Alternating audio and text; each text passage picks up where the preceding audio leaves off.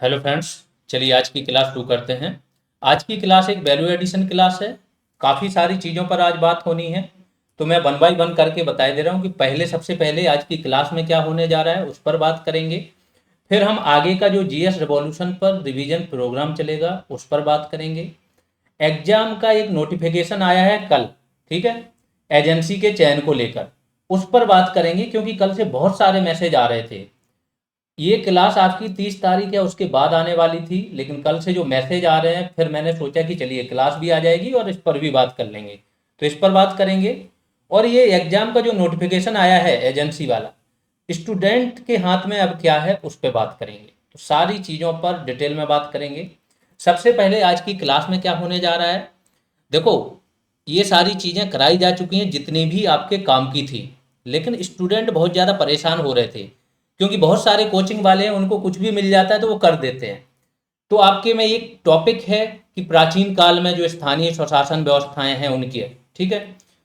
तो प्राचीन काल से लेके मध्यकाल तक के जितने भी काल रहे हैं, जितने भी शासन रहे हैं, चाहे गुप्त काल हो गया आपका, चाहे राष्ट्रकूट वंश हो गया, चाहे सातवाहन हो गया, मौर्य काल हो गया, वैदिक काल हो गया, इससे आगे आप सल्तनत काल चले जाओ, मुगल काल तक, इन सारे कालों के दौरान तीन स्तर पर, जिला, परगना और ग्राम, इनके स्तरों पर प्रशासनिक इकाइयां क्या क्या थीं, इसके बाद उनके अधिकारी कौन कौन से थे। ध्यान रखना, स्थानीय प्रशासन नहीं था, स्वायत्त संस्थाएं नहीं थी, प्रशासनिक इकाइयां थी। स्थानीय प्रशासन था लेकिन स्थानीय स्वायत्त प्रशासन नहीं था इन सब में।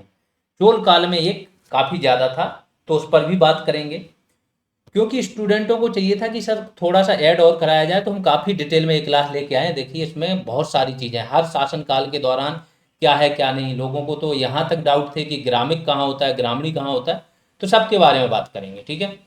सबसे पहले आ जाते हैं हम रिवीजन प्रोग्राम पर, जो जीएस रेवोल्यूशन पर चल रहा है और आगे आके चलेगा। तो देखिए मैक्सिमम चीज़ें, 90% चीज़ें आप लोगों के पास पहुँच गई हैं।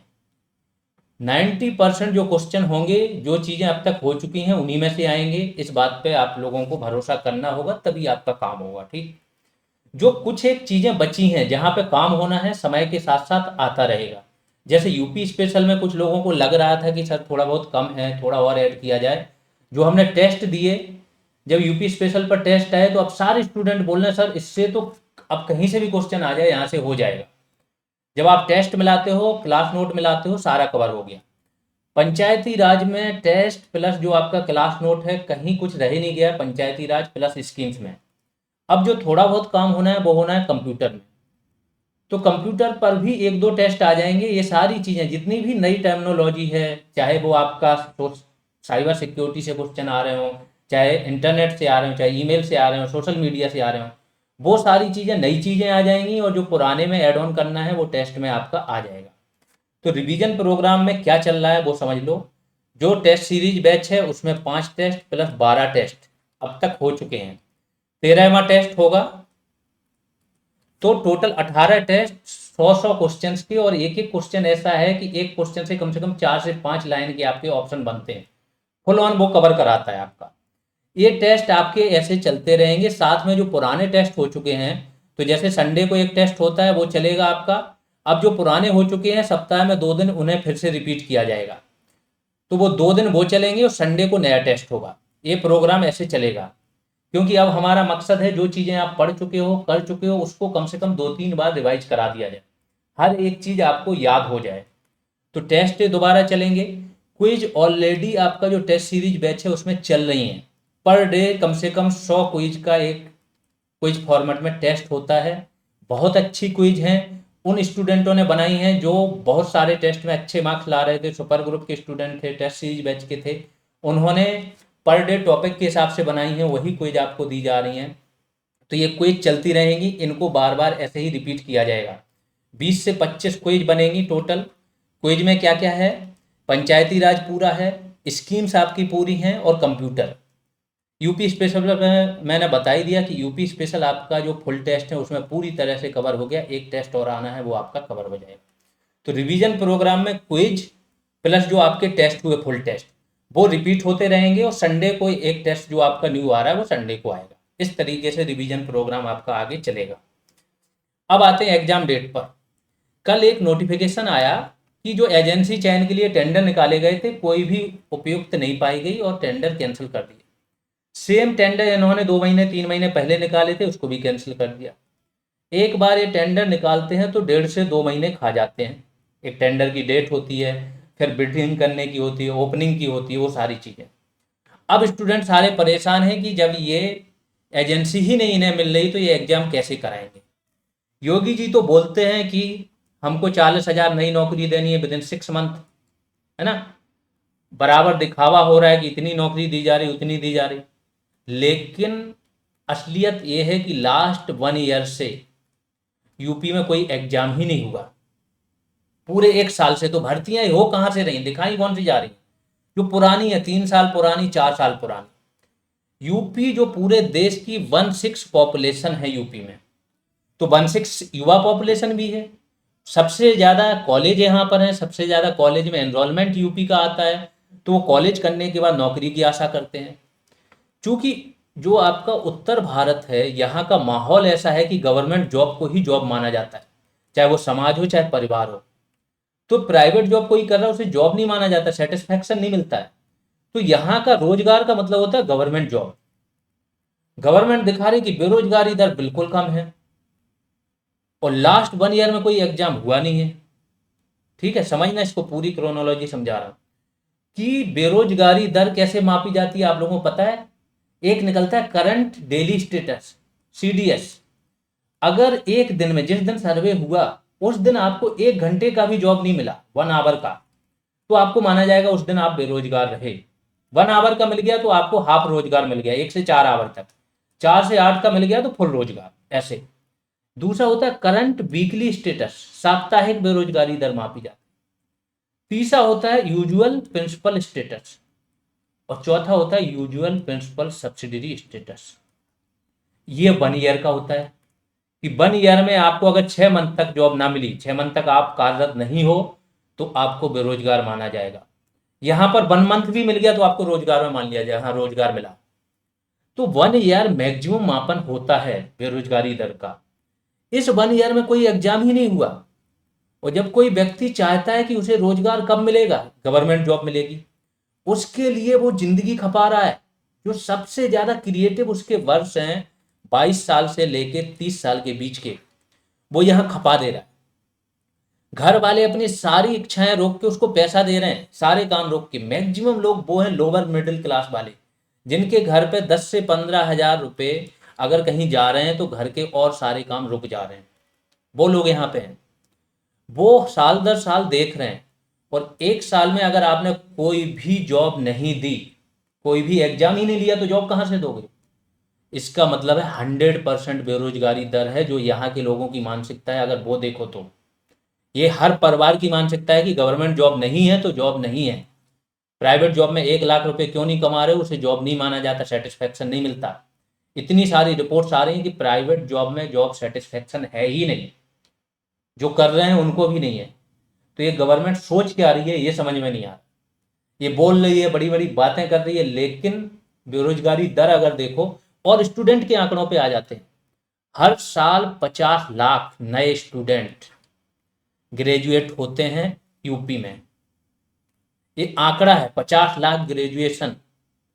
तो इनको जॉब चाहिए ना, क्यों ग्रेजुएशन कर रहे हैं ये लोग। अब विडंबना बताते हैं, विडंबना क्या है। बेरोजगारी क्या होती है। बेरोजगारी होती है कि अगर आप कार्य करने के इच्छुक हो और इसके बाद योग्य हो, फिर आपको रोजगार ना मिले, तो आप बेरोजगार कहलाओगे। जो पढ़ने वाला व्यक्ति है उसे इच्छुक नहीं माना जाता है, तो आप बेरोजगारी में आते ही नहीं हो।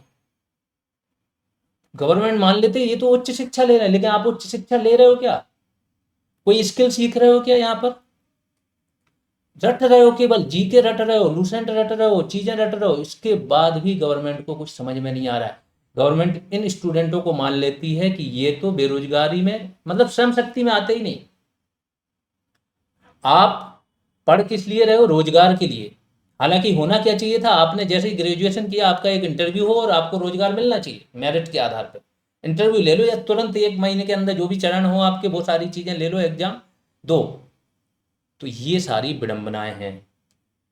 अब बताते हैं कि एग्जाम डेट क्या हो सकती है ना, क्या आ रहा है।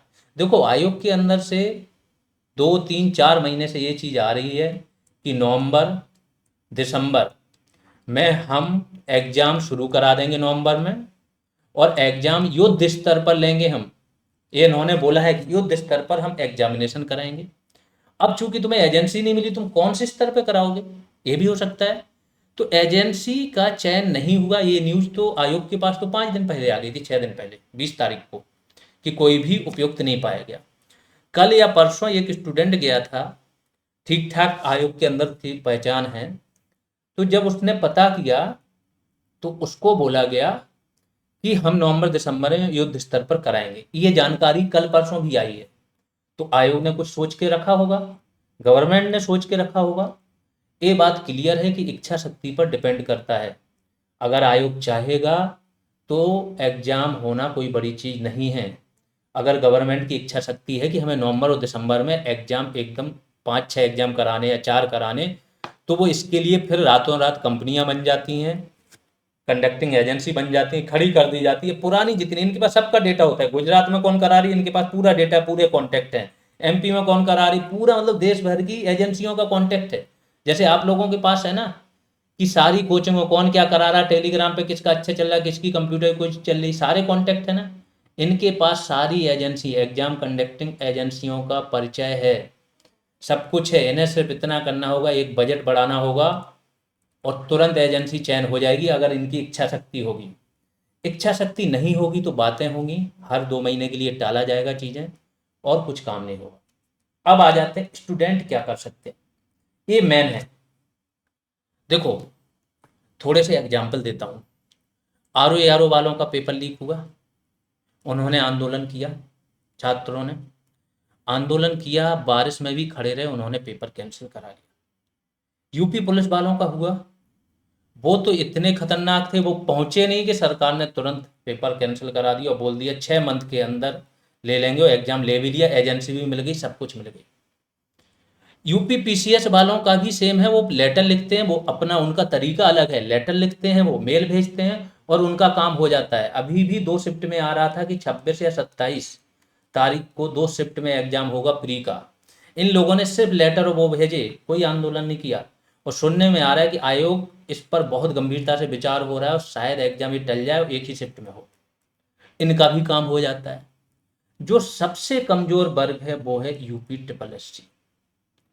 इस वर्ग के स्टूडेंटों के अंदर मैंने देखा है एक प्रकार का संकोच, डर, और ये चीज कि हम क्यों करें, और कोई करके जाएगा, और तो जा ही रहे हैं, हम तो अपनी पढ़ाई में ध्यान लगाएं। जबकि कोई इनके लिए सिलेबस इतना बड़ा है ही नहीं, पढ़ाई इतनी बड़ी है नहीं, फिर भी इसमें घुसे हुए हैं। ठीक है, ये निकलते ही नहीं बाहर। जब ये बाहर निकलेंगे नहीं, वो सबसे ज्यादा नौकरी इसी वर्ग को चाहिए, सबसे ज्यादा यूपी ट्रिपल एससी को ही नौकरी देनी, क्योंकि ग्रुप सी और ग्रुप डी के ही सबसे ज्यादा पद होते हैं और उसकी भर्तियां ये करता है। लेकिन इन स्टूडेंटों को एक प्रकार से बोला जाए कि सबसे ज्यादा शोषित स्टूडेंट यही हैं और सबसे कम आवाज भी यही उठाते हैं।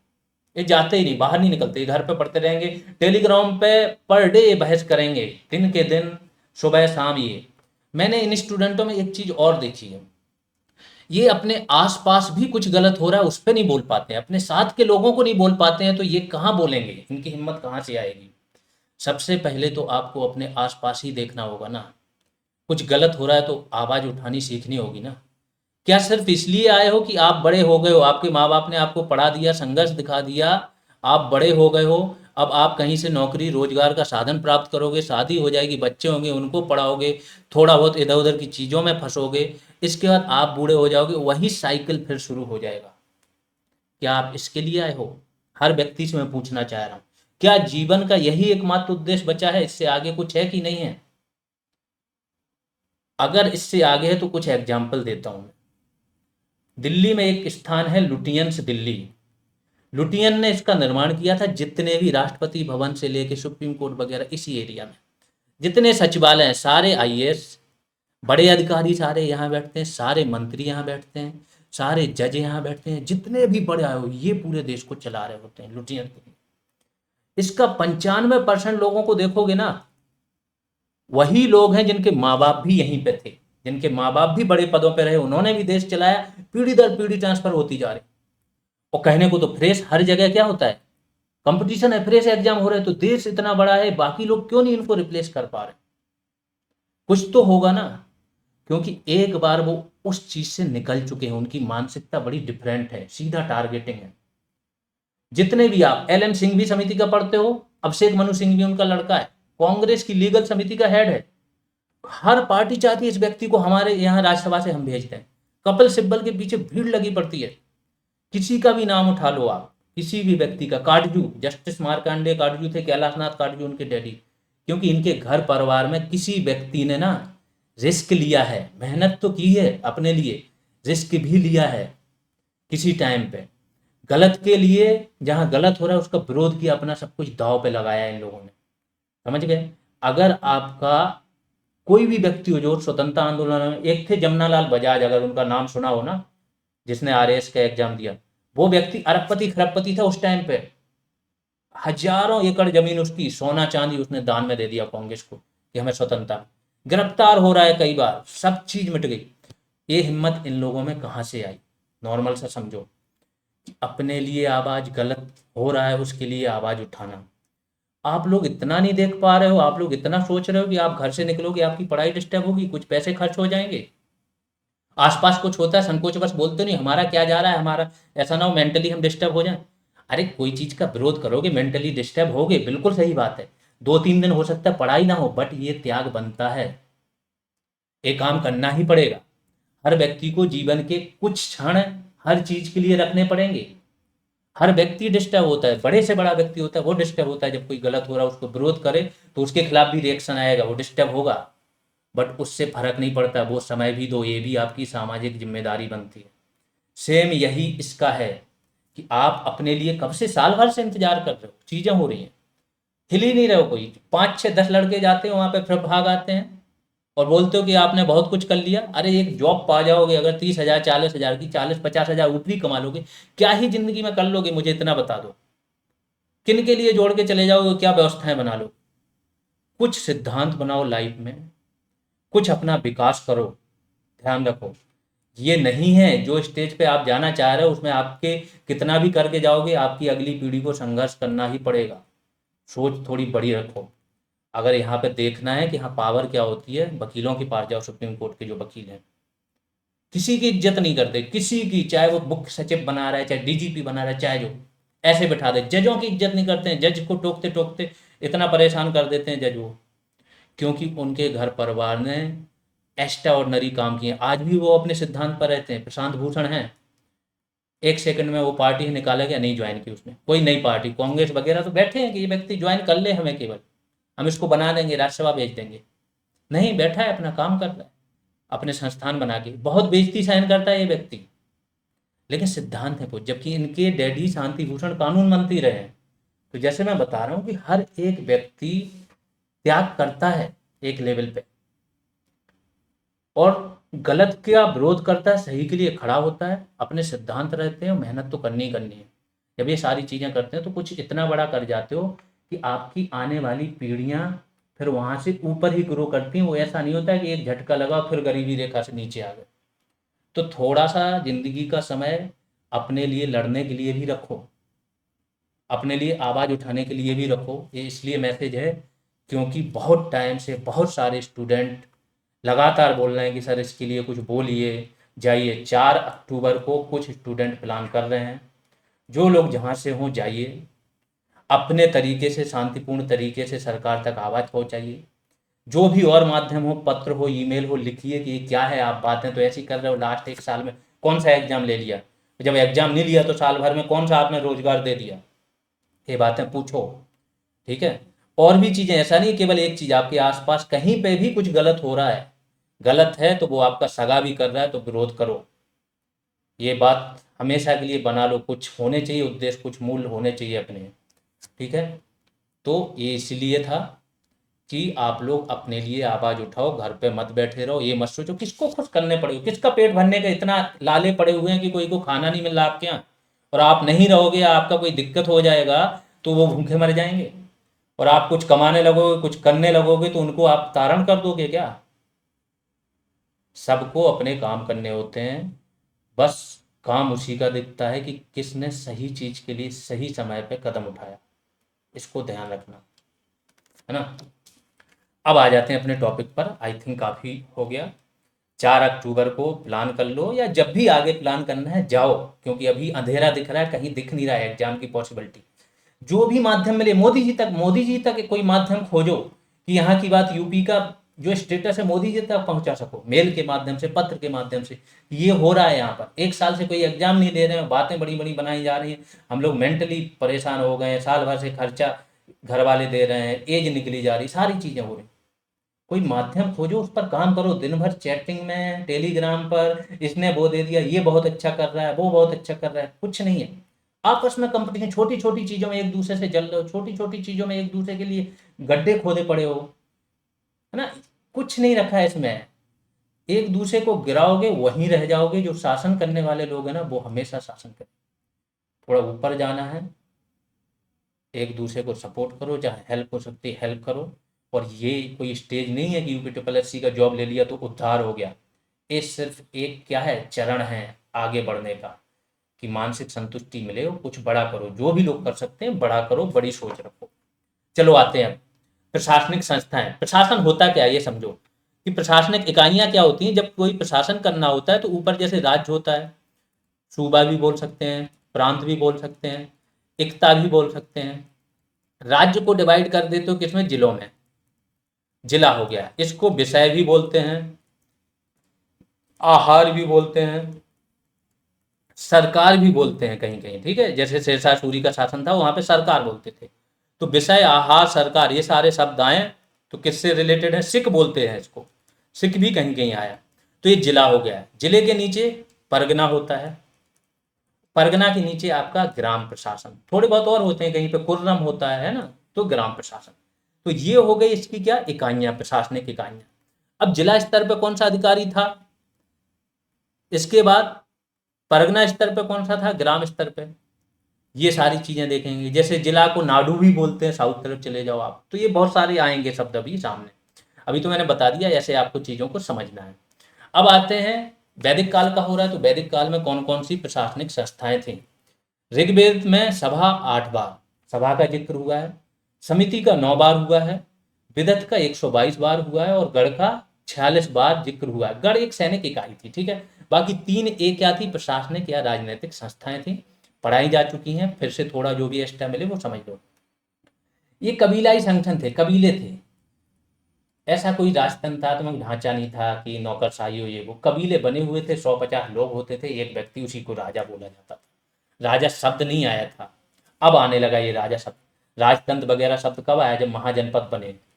महाजनपद बनेंगे तो राजतंत्र की अवधारणा आएगी, उसके पहले नहीं आएगा। जब लोहे का आविष्कार हो जाएगा, खोज, लोहे की खोज हो जाएगी तो क्या होगा, हथियार औजार बनेंगे, जुताई के लिए हल बनेगा, औजारों से जंगल साफ किया जाएगा, युद्ध वगैरह लड़ जाएंगे, तो जमीन की अवधारणा आ जाएगी। जमीन की अवधारणा आ जाएगी, साथ में युद्ध वगैरह होंगे, तब आता है राजतंत्र, है ना। उत्तर वैदिक काल से शुरू होता है। अब आते हैं सभा, समिति और विदत, 3 परिषदें मेन थी। सभा क्या थी, पढ़ाई जा चुकी है पहले भी, वृद्ध और अभिजात लोगों की संस्था थी। अनुभवी लोग होते थे, वृद्ध होते थे। इसे मंत्री परिषद कहा जा सकता है, क्योंकि निर्णय वगैरह मैक्सिमम यही लेते थे। और निर्णय क्या होते हैं उस टाइम पे, निर्णय ऐसा तो है नहीं कि ये करा दो वो करा दो, मेनली न्यायिक कार्य होते थे, तो न्यायिक कार्य किए जाते थे। समिति, यह सामान्य जनता की प्रतिनिधि सभा थी। समिति राजा पर नियंत्रण रखती थी, और समिति के सभापति को क्या बोला जाता था, ईशान कहा जाता था, ठीक है। राजा को चुनती भी ये थी, ध्यान रखो। आगे चल के उत्तर वैदिक काल में इसका महत्व कम हो जाएगा। एक इतिहासकार है लुडविग, इसने सभा को बोला है अपर हाउस, की जो आधुनिक अपर हाउस है उसकी तरह थी ये। और समिति जो थी लोअर हाउस, जो आज की डेट में, क्योंकि लोअर हाउस ही राजा का चुनाव या पीएम का चुनाव करती है, तो इसकी तरह थी। विदत, विदत संस्था थी जो सबसे प्राचीन संस्था थी, मतलब सबसे पहले यही बनी थी। इसमें कबीलाई तत्वों की प्रधानता थी। इसकी बैठक में क्या होता था, देखो उस टाइम पे आय का साधन समझो, अभी खेती इतनी ज्यादा नहीं होने लगी है कि वो है, तो सबसे ज्यादा क्या होता है, किसी दूसरे कबीले पर हमला किया और इसको सारा लूट लिया। ये आपका मध्यकाल तक चलेगा। सबसे ज्यादा आय का सबसे बड़ा साधन ही क्या होगा, दूसरे राज्यों पे हमला करो, उसको लूटो, जो लूट का माल है वो बांटना। तो ये क्या करती थी, सैनिक लूट के विभाजन संबंधी कार्यों का निपटारा और जो धार्मिक कार्य होते थे उन धार्मिक कार्यों के संबंध में निर्णय लेती थी। अब देखो ये कि यहाँ पे डाउट होता था, ऋग्वैदिक काल में महिलाएं भी सभा और विदत में भाग लेती थी। ऋग्वेद में वर्णित सर्ग, विराट, गण, ये क्या थी, सेना की इकाइयां थी। गण मैंने बताया था। अब प्रशासनिक इकाइयां जान लेते हैं। कुल, आज की डेट में भी कुल होता है ना, एक परिवार होता है, और जब परिवार का कुल होता है, मीन्स एक परिवार ये हो गया, उसी परिवार की जो जड़ होती है, जो मैन, तो वो पूरा कुल कहलाता है, उससे जुड़े होते हैं सभी। कुल सबसे छोटी राजनीतिक इकाई थी जो कई परिवारों का समूह थी। वैसे तो कबीले हैं तो पूरा कबीला ही मैक्सिमम क्या होता था, एक ही जाति या प्रजाति का होता था, तो वो सब संबंधी ही होते थे। ग्राम देख लेते हैं। वेद में ग्राम सामान्यतः स्वजनों, अपने ही लोगों का एक समूह को इंगित करता था, ना कि आज का जो गांव है उसको। आज के गांव में तो अलग अलग परिवार के कुल के लोग मिल जाएंगे। कबीला में क्या होता था, जो जितने भी होंगे ना, एक ही जाति प्रजाति से जुड़े हुए लोग होते थे, तो स्वजन ही थे सारे। और ग्राम का प्रधान क्या होता है, इसे मैंने इसीलिए बोल्ड कर दिया, ग्राम का प्रधान ग्रामणी होता था। ठीक है, ऋग्वैदिक काल में। बिस, बिस क्या होता था, गांव के ऊपर की इकाई। कई ग्रामों का समूह होता था, इसका प्रधान क्या होता था, बिस्पति। विश्व शब्द का उल्लेख 170 बार किया गया है आपका ऋग्वेद में। ठीक है। जन, जन अनेक विषयों का समूह होता था, जिसका मुखिया जनपति या राजा कहलाता था। आगे चलते हैं। मौर्य काल, यहाँ पे हो गया। तो जन क्या है, जो आज का जनपद है, चूंकि इतना विशाल नहीं था, इतनी जनसंख्या नहीं थी, तो वो जन था। जब विशाल हो जाएंगे तो ये जनपद बनेंगे, और विशाल होंगे तो 600 बीसी के आसपास ये क्या बनेंगे, 600 बीसी महाजनपद। और इसी टाइम पे क्या होगा, द्वितीय नगरीय क्रांति शुरू होगी महाजनपद काल में, बिंबिसार हर्यक वंश से। ठीक है, बुद्ध काल भी बोलते हैं इसे। मौर्य काल में आ जाते हैं। दो अधिकारी, युक्त और राजुक, यूपीएससी के बहुत फेवरेट हैं ये दोनों अधिकारी, और दूसरे आमीन और मुंसिफ, आमिल और मुंसिफ, ये यूपीएससी के बड़े फेवरेट हैं, इन पे क्वेश्चन आ ही जाता है बुक रख के। इन्हें समझ लो, ये क्या है, युक्त केंद्र और स्थानीय शासन के बीच कड़ी का कार्य करता था। लेखाकार एवं राजस्व वसूली का कार्य भी ये करता था। युक्त, युक्त धन का अपहरण करते थे। देखो यहाँ पे अपहरण शब्द क्या होता है, आहरण भी हो सकता था, मुझे लगा एक गलत शब्द है, बट नहीं, ये सही था, क्योंकि इस तरीके से धन लोगों से लेते थे कि किसी को पता ही नहीं चलता था। ये लिखा है देखो, उसी प्रकार युक्त इन धनों का अपहरण करते थे कि कोई जान नहीं सकता। जैसे मछली को जल पीते हुए कोई देख नहीं सकता ना, उसी प्रकार ये धन का अपहरण करते थे। दूसरा अधिकारी होता था राजुक। ये क्या करता था, ग्रामीण क्षेत्रों की देखभाल हेतु कर का संग्रह करता था एवं न्यायिक शक्तियों युक्त अधिकारी था। यह संभवतः राज्याभिषेक के 27वें वर्ष में नियुक्त किया गया था। किसके राज्याभिषेक, चंद्रगुप्त मौर्य के। राजुक आधुनिक जिलाधिकारी के समान होता था, जैसे डीएम होता है, क्योंकि ये क्या करता था, आधुनिक जिलाधिकारी भी क्या करता है, डिस्ट्रिक्ट कलेक्टर होता था। पहले कलेक्टर बोलते थे, राजस्व का कलेक्शन करता था अंग्रेजों के काल में। न्यायिक कार्य भी करता था। न्यायिक कार्य अब कलेक्टर से छीन लिए गए हैं। ठीक है, पहले ये न्यायिक कार्य भी करता था 1973 तक, अब इससे छीन लिए गए कलेक्टर से। ठीक है, तो इसके समान होता था। अगला अधिकारी होता था प्रादेशिक। प्रादेशिक ही जो अर्थशास्त्र में प्रदेष्टा जिसे बोला गया है, वो आपका प्रादेशिक है, वो उसका लेवल जिलाधिकारी लेवल की तरह ही होता था। प्रादेशिक वर्तमान संभागीय आयुक्त के समान, यानी कि कमिश्नर के समान ये बोल रहा है। ठीक है, अर्थशास्त्र का प्रदेष्टा भी है, यही मैं बोला कि कुछ अधिकारियों का जगह जगह क्या है कि थोड़ा लेवल अलग अलग कर दिया गया। जैसे प्रादेशिक को जिला लेवल का अधिकारी भी कहीं बोला गया और कहीं ये संभाग लेवल का, क्योंकि उस टाइम इस तरीके से डिफाइन नहीं थे कि कौन क्या होगा। ठीक, संभागीय आयुक्त के समान है। अर्थशास्त्र का प्रदेशता ही प्रादेशिक है। मध्यवर्ती स्तर या कोटियां जिला और गांव के मध्य होती थी। जो मध्यवर्ती स्तर होते थे वो डिस्ट्रिक्ट और विलेज इनके बीच में अलग होते थे, जैसे परगना हो गया और हो गया। इनका अवरोही क्रम क्या था? स्थानीय, द्रोणमुख, खार्वटिक और संग्रहण। 10 गांवों का मुखिया क्या कहलाता था? संग्रहण का प्रमुख होता था, जिसे गोप बोला जाता था, जो स्थानिक के अधीन होता था। गोप क्या करता था? लेखपाल और जनगणना का कार्य भी करता था। जिले में मध्य स्तर का प्रशासनिक अधिकारी कौन कहलाता था? स्थानिक। तो ये क्या करेगा? ग्राम और जिले के मध्य एक कड़ी का कार्य करता था। अंतपाल जो होता था वो सीमावर्ती अर्ध स्वायत्त राजाओं पर नियंत्रण रखता था। ग्राम का प्रधान क्या होता था? ग्रामिक कहलाता था। ठीक है, ये सारी चीजें आपकी कहां पे हो रही हैं? मौर्य काल में। आगे चल के देखते हैं प्रशासनिक अधिकारियों का बढ़ता हुआ क्रम। गोप क्या होता था? सबसे छोटा 10 गांवों का मुखिया, फिर स्थानिक, फिर युक्त, फिर राजुक, फिर प्रादेशिक विषयपति, फिर समाहर्ता महामात और प्रांतपति राजा। ये मेन राजा नहीं है, प्रांतपति है। ठीक है, बढ़ते क्रम में महामात उच्चाधिकारी होते थे। महामात को क्या होता है? जैसे आज की डेट में गवर्नर है, तो गवर्नर क्या होता है? वो उच्चाधिकारी होता है जो सीएम को बिना बताए जैसे निर्देश सीधे पीएम से प्राप्त होते हैं। ये सीएम को कुछ नहीं पता है, पीएम से सीधे गवर्नर को निर्देश प्राप्त हो जाते हैं या मंत्री परिषद से हो जाते हैं। तो ये ऐसे ही होता था कि महामात्र को केंद्र में राजा से प्रांतपति की जानकारी के बिना, इसको जानकारी नहीं है लेकिन इसको सीधे निर्देश प्राप्त हो रहे हैं। प्रतिवेदक क्या होता था? राजा को सूचना देने वाला अधिकारी होता था प्रतिवेदक। अगला वंश कौन सा है? सातवाहन वंश। इसमें गांव का प्रशासक कौन होता था? गौलमिक या गौलिक भी बोला जाता था। गौलमिक सैनिक टुकड़ी का प्रधान होता था और गांव का प्रशासन भी देखता था। एक व्यक्ति और होता था अधिकारी, हालिक भी ग्राम प्रशासन के अधिकारी होते थे। इतना ध्यान रखो, अगर गौलमिक पूछा जाए किस वंश से संबंधित था तो सातवाहन हो गया। गुप्त काल की ओर बढ़ते हैं। इस काल में काफी कुछ काम हुआ, देखते हैं। भुक्ति, देखो प्रांत जो होता था ना उसे भुक्ति भी बोला जाता था। प्रांत मतलब सूबा, आज का जो राज्य है वो। एक तो हो गया पूरा देश, फिर प्रांत या सूबा या राज्य। तो भुक्ति के नीचे जिला या विषय बताया जा चुका है, नामक प्रशासनिक इकाई होती थी। विषय का, विषय मतलब जिला, इसका प्रमुख प्रशासनिक अधिकारी कौन होता था? विषयपति। विषयपति की नियुक्ति संबंधित प्रांत के उपरिक द्वारा की जाती थी, जो प्रांत का हेड होता था।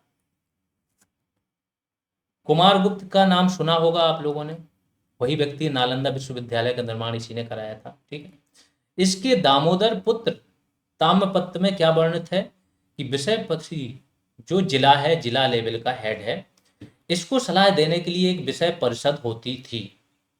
विषय परिषद या विषय समिति के सदस्य क्या कहलाते थे? विषय महत्तर कहे जाते थे। क्योंकि आपको क्यों पढ़ना है? क्योंकि आपका जो स्थानीय प्रशासन है, जो पंचायत है, उसमें तीनों आ जाता है, ग्राम पंचायत, इसके बाद खंड पंचायत और आपका जिला पंचायत। तो जिला स्तर और उसके नीचे के पदाधिकारी पढ़ लो, हो सकता है भूल भटक के एक आध क्वेश्चन यहाँ से आ जाए। विषय परिषद नगर सभा के समान थी। इसके सदस्य नगर श्रेष्ठी, साठवाय, प्रथम कुलिक यानी कि मुख्य शिल्पी और प्रथम कायस्थ होते थे। नगर श्रेष्ठी कौन कहलाता था? ध्यान रखो, पुराने काल में बड़ी अच्छी व्यवस्थाएं थी। आजकल तो कंपटीशन ऐसा चल गया, एक दूसरे को काटने में लगे हुए। पहले क्या होता था? शिल्प यानी कि उद्योग।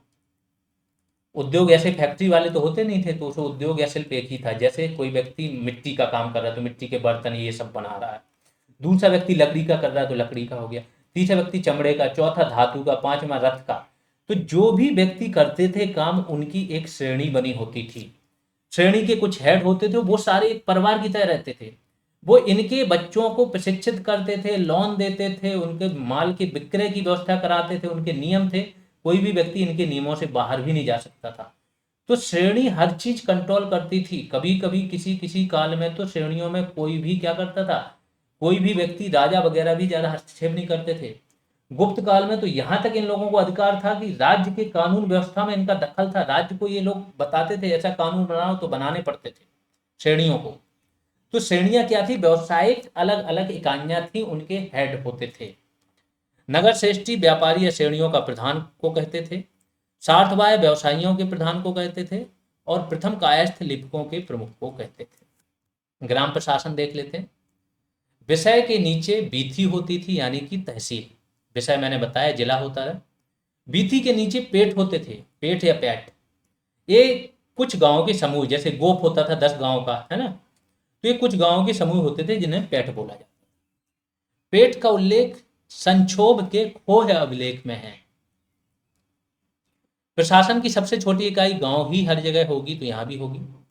ग्राम समूह की छोटी इकाइयों को पेट कहते थे। ग्राम सभा को मध्य भारत, मध्य भारत क्या है आपका, एमपी वगैरह, एमपी महाराष्ट्र, ये सब मध्य भारत में आते हैं। यहां पर पंचमंडली कहा जाता था ग्राम सभा को।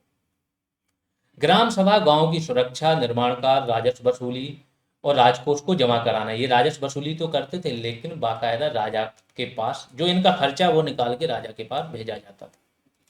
ग्राम का सर्वोच्च अधिकारी, यहां फिर से ग्रामिक है, ध्यान रखो, ग्राम का सर्वोच्च अधिकारी ग्रामक या महत्तर होता था। तो गुप्त काल में भी ग्रामिक है, मौर्य काल में भी ग्रामिक है, और आपका जो वैदिक काल है उसमें ग्रामीणी है, इसमें कंफ्यूज मत होना। गुप्त काल में ग्रामिक के साथ महत्तर भी जुड़ गया। इसकी सहायता के लिए ग्राम सभा होती थी। आगे चलते हैं। दामोदर पुत्र ताम्रपत्र संख्या 3 में ग्राम सभा के कुछ पदाधिकारियों के नाम, जैसे महत्तर, अष्टकुलाधिकारी, भूमि क्रय विक्रय संबंधी, ग्रामिक, कुटुंबिन, इनके नाम मिलते हैं। तंबारक भी एक अधिकारी होता था जो ग्राम सभा से जुड़ा अधिकारी, ये चीज। अब आते हैं सबसे महत्वपूर्ण काल, चोल काल। चोल काल में स्थानीय स्वशासन की व्यवस्था थी, इसलिए इसको महान काल भी बोला जाता है। आज भी बहुत सारे जो राज्य हैं इनसे ही सीख लेके स्थानीय स्वशासन की व्यवस्था में सुधार करते हैं, ठीक है। ऐसा नहीं है कि केवल यहाँ पर ही थी। पल्लव वंश जो है, महेंद्र वर्मन वगैरह, इनका नाम सुना होगा, नरसिंह वर्मन, राज सिंह वर्मन, जो भी थोड़ा बहुत पढ़ रहा होगा उसने सुना होगा, महाबलीपुरम वगैरह इन्होंने ही बनवाए। तो पल्लव वंश में भी क्या था, स्थानीय स्वशासन था, बट इतना परिपक्व नहीं था। यहाँ पर बहुत परिपक्व था। कुछ फैक्ट थे जो डाल दिए गए। ब्रह्मदेव गांव को चतुर्वेदी मंगलम कहा जाता है। ब्रह्मदेव मतलब जिसको जो ब्राह्मणों को दिए जाए, ब्राह्मणों को कर मुक्त गांव दे दिए जाते थे कि गांव पूरा आपका है, यहाँ पर आप राजस्व वसूलो और उसको यूज करो उस हिसाब से, अपने हिसाब से जो भी करना। तो ये ब्रह्मदेव गांव थे। नौकर को पणिमक्कल कहा जाता था। प्रशासनिक विभाजन देख लेते हैं। चोल साम्राज्य प्रांतों में विभाजित था। प्रांतों को मंडलम, मंडल भी बोला जाता था, मंडलम। इनकी संख्या 6 थी। चोल साम्राज्य के चरम के समय प्रांतों की संख्या 8 हो गई थी। चोल अगर पता हो, राजेंद्र चोल और राजराज चोल, इन दोनों ने चोल साम्राज्य का प्रसार बहुत जबरदस्त कर दिया। जावा, सुमात्रा, श्रीलंका सब कब्जा लिया था। जो आपकी बंगाल की खाड़ी है, ये वाला सिस्टम, इनको तो चोल ने अपना झील बना दिया था। नेवी इतनी जबरदस्त थी इनकी, बड़े बड़े मंदिर, बृहदेश्वर मंदिर, गंगे कोंड चोलपुरम, इतने बड़े मंदिर बनवाए इन्होंने कि लगता था कि ये बहुत समृद्ध थे, ठीक है। तो इनकी संख्या 6 थी। चोल साम्राज्य के चरम के समय इनकी संख्या 8 हो गई थी। श्रीलंका को इन्होंने मिला लिया था, ठीक है। श्रीलंका की राजधानी अंबिकापुर वगैरह थी, उसको मिला लिया था, अपने में शामिल कर लिया था। तो इनकी संख्या 9 हो जाती है। आरोही क्रम में चोल साम्राज्य की प्रशासनिक इकाइयां, यहां से आपको साउथ की प्रशासनिक इकाइयां पता चल जाएंगी, बढ़ते हुए क्रम में है। तो सबसे पहले तो ग्राम हर जगह होती है। ग्राम के बाद होती है कई ग्रामों का समूह, कुर्रम, ठीक है। कुर्रम के बाद जिला आ जाता है नाडु। नाडु के बाद संभाग आ जाता है कोट्टम या बलनाडु, और फिर मंडल आ जाता है राज्य। ये इकाइयां थी। आज भी साउथ की तरफ ये नाम तो नहीं है, अब तो जिला वगैरह चलने लगे, लेकिन जितने भी आपके साउथ के शासन मिलेंगे यही सारी इकाइयां होंगी। कहीं कहीं बलनाडु का क्या हो जाए, लोप हो जाएगा। बड़े गांवों को तनियोर यानी कि तंकुरम कहा जाता था। ये एकल इकाई के रूप में शासित होते थे। कुर्रम में बड़े नगर भी शामिल थे, जो कुर्रम होता था, क्योंकि कई गांवों का समूह होता था। देखो पहले गांव वगैरह इतने बड़े नहीं होते थे, शहर भी ऐसे नहीं होते थे। होता क्या था, एक बड़ा मंदिर बनाया, मंदिर के अंदर ही दीवार चारों तरफ, साउथ में जो मंदिर होते हैं वो परकोटे से घिरे होते हैं। साउथ के बहुत सारे मंदिर में गया हूँ, रामेश्वरम गया हूँ, आपका तंजौर का मंदिर गया हूँ, बृहदेश्वर मंदिर, चिदम्बरम करके एक मंदिर है चिदम्बरम में, ठीक है, नटराज मंदिर, यहाँ पे गया हूँ। तो इन मंदिरों को देखोगे कि चारों तरफ बड़ी सी दीवार रहेगी, और मंदिर प्रांगण इतना विशाल रहेगा कि कम से कम नहीं तो आधा किलोमीटर चक्कर है, 1 किलोमीटर का आपको राउंड लगाना पड़ेगा पूरा मंदिर का, तब घूम पाओगे।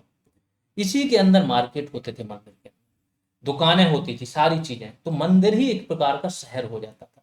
फिर इसी के आसपास लोग आके बसने लगते थे, उनके रोजगार होते थे, सारी चीजों का विक्रय हो रहा, पूजा पाठ की सामग्री और भी चीजें, साज सज्जा की, ये सारा काम होता था। तो ऐसे शहर होते थे। तो नाडु के अंतर्गत अनेक ग्राम संघ होते थे जिन्हें कुर्रम कहा जाता था। प्रशासन में सहायता के लिए स्थानीय सभाएं होती थी। नाडु की जो स्थानीय सभा होती थी, इसको नट्टार तथा व्यापारिक संघ को क्या, नगरम कहते थे। नट्टार का प्रमुख कार्य भू राजस्व का प्रबंध करना, ठीक है, भूमि का वर्गीकरण करना तथा राजस्व निर्धारित करना था। गांव के बाढ़ को कुडुम्ब कहा जाता था, कुडुम्बस या कुटुम्बस, ये सब कहा जाता था, ठीक है। अब आ जाते हैं चोल कालीन स्थानीय स्वशासन के बारे में, कि चोलों की सबसे महत्वपूर्ण देन क्या है, स्थानीय स्वशासन। बताया ये परांतक प्रथम राजा था, इसका एक अभिलेख था उत्तर मेरूर अभिलेख, इसी अभिलेख से चोलों के पूरे स्थानीय स्वशासन की जानकारी मिलती है। स्वायत्त शासन प्रणाली के कारण ही चोल वंश को प्राचीन भारत में महत्वपूर्ण राजवंश माना जाता है।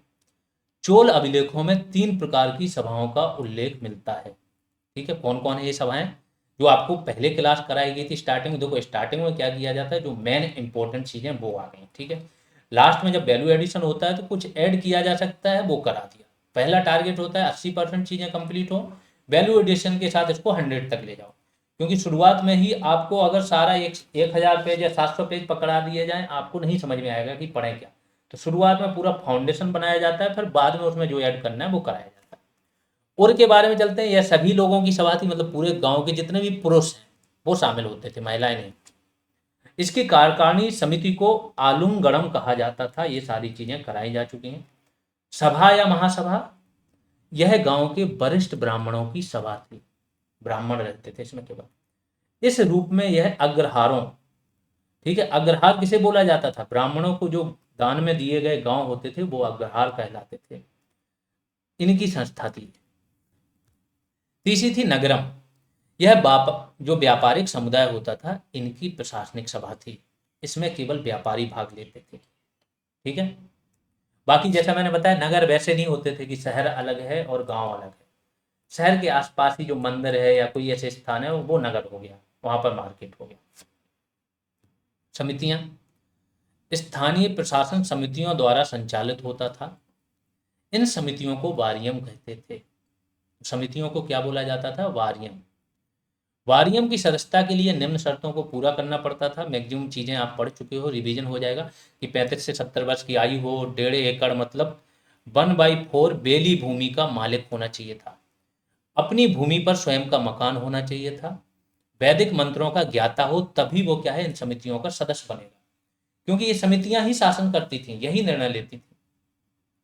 महासभा मतलब ब्राह्मणों, अग्रहारों की सभा, इनको पेरुंगुरी और इनके सदस्यों को पेरू मक्कल कहा जाता था। समिति के सदस्यों को बारिया पेरू मक्कल, यानी कि बारी पेरू मक्कल, ये कह सकते हो आप, ये कहा जाता था। ये सारी चीजें आपकी हो चुकी हैं ऑलरेडी। सभा की बैठक गांव के मंदिर या वृक्ष के नीचे जलाशय के किनारे होती थी। सार्वजनिक भूमि पर महासभा का स्वामित्व होता था। जितनी भी सार्वजनिक भूमि होती थी उस पर महासभा का स्वामित्व होता था। गांव के हित के लिए महासभा कर भी लगाती थी। समिति के सदस्यों को चुनने के लिए गांव को 30 वार्डों यानी कुटुंबस में बांटा जाता था। प्रत्येक वार्ड से एक एक व्यक्ति का चुनाव लॉटरी यानी कि कुड बोले, जो लॉटरी पद्धति होती थी उसे कुड बोले बोला जाता था, इसके द्वारा किया जाता था। समिति के सदस्यों की कार्य अवधि, हाँ एक पॉइंट नया आया है कि इनकी जो कार्य अवधि होती थी वो 360 दिन यानी कि 1 वर्ष होती थी, जो कार्यकाल होता था। कुछ समितियां हैं, पढ़ चुके हो ऑलरेडी। संवत्सर वारियम वार्षिक समिति होती थी, 12 मेंबर्स होते थे, विद्वानों की समिति होती थी। अन्य सारी समितियों पर ये नियंत्रण रखती थी। तोट्टा वारियम उद्यान समिति, पोन वारियम स्वर्ण समिति, ये तीनों पढ़ चुके हो। एरी वारियम ताड़ाग या तालाब समिति, पंचबार वारियम स्थायी समिति, उदासीन वारियम विदेशियों की देखरेख एवं सन्यासियों से संबंधित समिति, कोयल वारियम मंदिर प्रबंधन समिति। तो ये 2-3 समितियां आपकी नई हैं, इनको याद कर लेना। भूमि सर्वेक्षण का कार्य केंद्रीय सरकार का था, जिसमें ग्राम सभा की अनुमति आवश्यक थी। बहुत इंपॉर्टेंट है, ध्यान रखो। सर्वेक्षण तो केंद्र सरकार करेगी, लेकिन ग्राम सभा से अनुमति लेनी पड़ती थी। ग्राम सभा ही भूमि कर का संग्रहण करती थी, यानी कि जो भी कर है वो ग्राम सभा ही संग्रहण कर रही है, तथा संग्रहित राशियों को राजकोष, बस यही इंपॉर्टेंट है, इसलिए इसकी आलोचना भी होती है कि इसका काम ही यही था कि केंद्र के लिए राजस्व की वसूली करना और कर लगाना। ग्रामीण विवादों का यही फैसला करती थी। मंदिरों का व्यय, निर्माण, जीर्णोद्धार, उचित प्रबंधन भी ग्राम सभाओं का दायित्व। गांव से संबंधित सारे काम यही करती थी, कर वगैरह लगाती थी, फाइनली खर्च करके जो भी राजकोष में जमा कराने वाला था वो जमा करा दिया। जो व्यवसायी थे उनकी सभा का नाम श्रेणी, शिल्पियों का संगठन पूग कहलाता था। नाडू की सभा को नाट्यार कहा जाता था। नाडू विनियोगम एक शब्द का प्रयोग होता है, वो नाडू के खर्च के लिए होता है, जो खर्च के लिए पैसे होते थे। नगरम के शासन संचालन में व्यापारियों की प्रमुख भूमिका होती थी। नगरम पता ही है, व्यापारियों की ही सभा थी। अब आते हैं दिल्ली सल्तनत। ठीक है, इक्ता या प्रांतों को जिला में बांट दिया गया। जैसा मैंने बोला, इक्ता भी बोला जाता था, सूबा बोला जाता था, या प्रांत बोला जाता था, जो आज का राज्य है। जिलों को सिख कहा जाता था। सिख की स्थापना सबसे पहले बलबन ने 1279 में की थी, और सिख का जो प्रशासक होता था सिखदार होता था। ठीक है, अब आते हैं, सिखों को परगनों में बांटा जाता था। प्रत्येक परगने में 2 अधिकारी होते थे, आमिल और मुंसिफ। जैसे मैंने बोला कि आमिल और मुंसिफ, युक्त और राजुक, ये 4 शब्द यूपीएससी के बड़े फेवरेट हैं। ये अधिकारी होते थे। आमिल मुख्य प्रशासनिक अधिकारी होता था, एक प्रकार का ये प्रशासन देखता था। और मुंसिफ क्या होता था? राजस्व विभाग का प्रधान होता था। हाँ, ये बैच की जानकारी है। वैसे तो सारी क्लासेज यूट्यूब पर पड़ी हुई प्लेलिस्ट में, आप उनको देख सकते हो। आप चाहते हो कि आपकी तैयारी को एक नया आयाम मिले, तो ये बैच आप ज्वाइन कर सकते हो। पेड बैच है। सारी पीडीएफ आपको सिंगल पीडीएफ मिल जाएगी। आपको पंचायती राज की, कंप्यूटर की सिंगल पीडीएफ मिल जाएगी। टॉपिक वाइज एमसीक्यू टेस्ट मिल रहे हैं, 40+ टेस्ट हैं, जिनमें 150 से 200 क्वेश्चन हैं। ठीक है, प्रत्येक टेस्ट में इस तरीके से ये टेस्ट आपको मिल जाएंगे। फिर वैल्यू एडिशन पीडीएफ और वैल्यू एडिशन क्लास मिल जाएंगे आपको हर एक सब्जेक्ट पर। यूपी स्पेशल की सारी क्लास, वीडियो क्लास, टास्क समय समय पे दिए जाते हैं, ग्रुप कॉल होती है, तो आपके जो भी डाउट हैं, क्वेरी हैं, वो सॉल्व, बहुत सारी चीज़ें यहाँ चल रही हैं। यहाँ का मतलब है कि जो लोग 60-65 नंबर पे हैं, यहाँ आके आप 90 नंबर के हो जाते हो। ठीक है, तो ये सारा काम यहाँ होता है। फीस 299 है। इस नंबर पे पे करना है, ये नेम चेक कर लेना। इसके बाद टेलीग्राम या व्हाट्सएप में से किसी पर भी एक पर स्क्रीनशॉट भेज देना। कोई क्वेरी है तो इस नंबर पर कांटेक्ट कर सकते हो। ठीक है, आगे चलते हैं।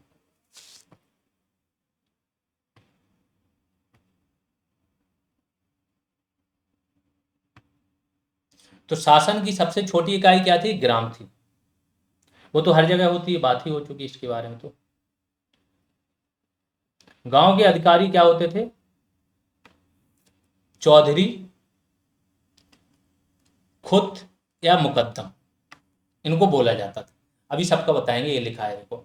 ये सभी वंशानुगत होते थे। ये शासन को लगान वसूल करने में मदद करते थे।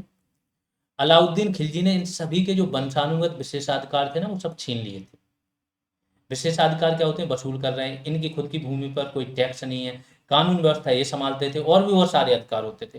क्योंकि खिलजी ने क्यों छीने थे? ध्यान रखो, खिलजी अमीर इन्हीं सबको, और इनके ऊपर जो होता था, जैसे है ना, सूबेदार हो गया या और कोई अमीर हो गया, इनको अमीर बोला जाता था। ये अपनी सेना रखते थे, यही राजा को पैसा और सेना मुहैया कराते थे। राजा की केंद्रीय की सेना कम होती थी। इन्हीं अमीरों को जो बस में कर लेता था, वही राजा बनता था। अलाउद्दीन खिलजी ने क्या किया, अपने चाचा की हत्या करके बना था ये, तो इसने इन्हीं अमीरों को पैसा दे के अपने बस में किया था, मतलब अपने पक्ष में किया। अब इसको पता था कि ये पैसा दे के मेरे पास आए हैं, कहीं और किसी को भी राजा बना सकते हैं, तो राजा बनने के बाद इसने सब पर लगाम लगाई थी, सारे विशेषाधिकार छीन लिए, आपस में पार्टी नहीं कर सकते हो, आपस में रिश्तेदारी नहीं बना सकते हो, ये सारी चीजें इसने खत्म कर दी थी। खुद को क्या बोलते हैं, गांव का राजस्व एकत्र करने वाला अधिकारी खुद होता था, मुकद्दम गांव का मुखिया होता था, चौधरी 100 गांव या परगने का प्रमुख अधिकारी, यानी कि एक परगने में अगर 100 गांव हैं या एक परगना है, उसका प्रमुख अधिकारी चौधरी है। विजयनगर साम्राज्य के बारे में जान लेते हैं। प्रांतीय प्रशासन थोड़ा प्रांत स्तर पर देखते हैं। 6 प्रांतों में विभाजित था। प्रांतों को राज्य या मंडल या चावड़ी कहा जाता था। चावड़ी बाजार है दिल्ली में। बारबोसा के अनुसार, ये आपको डुआर्टा बारबोसा, डोमिंगो पेस, है ना, अब्दुल रज्जाक, नूनीज, ये सारे विजयनगर साम्राज्य में आए थे, अलग अलग जगह से यात्री थे। इसके अनुसार क्या था, विजयनगर साम्राज्य में 200 प्रांत थे। मंडल के बारे में जान लेते हैं। कुछ विद्वान मंडल को सबसे बड़ी प्रशासनिक इकाई मानते हैं। तमिल प्रदेश में कहीं कहीं मंडल को ही राज्य कहा जाता है, तो बिल्कुल अभी बात हुई थी, मंडलम बोला जाता है। कोट्टम या बलनाडु ये कमिश्नरी थी, संभाग था कई जिलों का, मतलब 2-3 जिले या 6 जिलों का समूह। नाडु जिला होता था। मेलाग्राम 50 गांवों का समूह। स्थल एवं सीमा 20 गांवों का समूह। यहाँ से क्वेश्चन आ जाता है, मेलाग्राम क्या होता था, स्थल और सीमा से आ जाता था, कोई अनुमान ही नहीं लगा पाता कि स्थल सीमा है क्या। प्रशासन की सबसे छोटी इकाई उर या ग्राम थी, ये ध्यान रखना, उर को। ग्राम सभाएं, इस काल में भी महासभा, नाडु तथा उर का अस्तित्व तो था, लेकिन एक कुछ व्यवस्थाएं थी, नायंकार और आयगार, अयंगार बोलते से, अयंगार व्यवस्था, अयंगर होते हैं, ठीक है। ये व्यवस्था थी, व्यवस्था में होता है सेना का जो सेनापति होता है उसको गांव के गांव दान में दिए जाते थे, वही राजस्व वसूली भी करता था, गांव का प्रशासन चलाता था और पैसा जाके जमा करता, तो ये सारी व्यवस्थाएं थी। इसके कारण स्थानीय संस्थाओं का पतन हो गया था, इन व्यवस्थाओं के कारण, नायंकार और अयंगार, तथा वे चोल काल की भांति संस्थाएं ये स्वायत्त नहीं रही थी। आगे चलते हैं। सभा क्या होती थी, सिर्फ ब्रह्मदेव गांव, ब्राह्मणों को दिए गए गांव में होती थी, जैसा कि चोल काल में भी यही था, सभा या महासभा क्या होती थी, ब्राह्मणेवा, जो ब्राह्मणों को दिए गए गांव हैं उनमें ही होती थी। जबकि उर सर्वसाधारण गांव की स्थानीय सभा थी। ब्रह्मदेव गांव को सभाओं को, जो ब्रह्मदेव गांव हैं इनकी सभाओं को चतुर्वेदी मंगलम कहा गया है। शासन की सबसे छोटी इकाई को गांव तथा इसकी सभा को नाडु कहा जाता था। नाडु के सदस्यों को नावत्तर कहा जाता था। स्थानिक नामक एक अधिकारी होता था, इसका काम क्या था, देवालयों का प्रबंध करना। तो इस स्थानिक से कंफ्यूज मत हो जाना, जो स्थानिक आपने मौर्य काल में पढ़ा है वो अलग था, इनका अलग है। अंतरीमार ये क्या होता था, बहुत इंपॉर्टेंट है इसलिए हाईलाइटेड कर दिया गया इसे। ग्राम प्रशासन में एक महत्वपूर्ण अधिकारी था जो स्थानीय सभाओं की पूर्ण स्वायत्ता पर नियंत्रण रखता था। मणियम ग्रामीण सेवक होता था, इन दो नामों को याद रखें। पुलिस के सिपाही या चौकीदार को तलैयार या तलारा कहा जाता था। इन गांवों में विभिन्न प्रकार की भूमि होती थी। ब्रह्मदेव ब्राह्मणों को दी गई कर मुक्त भूमि, देवदेव मंदिरों को दी गई कर मुक्त भूमि। पहले मंदिर, आज भी मंदिर होते हैं तो मंदिर बनाया जाता है, ठीक है, और उसको एक भूमि दे दी जाती है मंदिर को, उसी भूमि से पूरा मंदिर का प्रबंधन प्रशासन चलता रहता है, ठीक है। जो पुजारी होता है उसको सैलरी वगैरह सारी चीजें इससे जाती है। मठापुर मठों को दी गई करमुक्त भूमि। अमरम सैनिक व असैनिक अधिकारियों को विशेष सेवाओं के बदले दिए जाने वाला भू अनुदान, ये सारी चीजें हुई। भंडारबाद ग्राम भूमि, ऐसे ग्राम भूमि जो केंद्र के प्रत्यक्ष नियंत्रण, यानी कि खालसा भूमि पहले होती थी, ये सल्तनत काल में खालसा भूमि मतलब केंद्र के प्रत्यक्ष नियंत्रण, उसमें कोई केंद्र खेती करा रहा हो, डायरेक्ट केंद्र को कर जा रहा है, इसकी तरह थी, तथा इस भूमि के किसान राज्य को प्रत्यक्ष कर देते थे। उम्बली गांव में विशेष सेवाओं के बदले दी जाने वाली लगान मुक्त भूमि को बोला जाता है। शेरशाह सूरी के समय में चलते हैं। जैसा मैंने बोला, शेरशाह सूरी ने बंगाल में क्या किया था, पूरे बंगाल को 16 सरकारों में विभाजित कर दिया गया, 16 जिले बनाए थे और कोई उसने इकाई नहीं रखी थी। तो सरकार किसे बोला जाता था? जिलों को। इकता सरकारों में विभाजित थे। प्रत्येक सरकार में दो प्रमुख अधिकारी होते थे। ये दोनों अधिकारी इंपॉर्टेंट हैं। सिकदार ए सिकदारान, ये सैनिक अधिकारी होता था। अगला है मुंसिफ ए मुंसिफान, ये राजस्व अधिकारी होता था। अब्बास खां सरवानी एक लेखक हैं। इनके अनुसार टोटल इसके शासन में, शेरशाह सूरी के, 66 सरकारें थी, 66 जिले थे। सिकदार ए सिकदारान का कार्य क्या था? कानून व्यवस्था बनाए रखना। वह एक सैनिक अधिकारी भी होता था तथा फौजदारी न्याय के मामलों को भी देखता था। और मुंसिफ ए मुंसिफान क्या था? राजस्व वसूलता था। परगनों या तहसील का प्रशासन देख लेते हैं। प्रत्येक सरकार को 2 या 3 परगनों यानी कि सिक में विभाजित होता था। परगने में एक सिकदार, एक अमीन या आमिल, मुंसिफ भी जैसे बोल लो, ये रहता था। एक फौजदार यानी कि खजांची।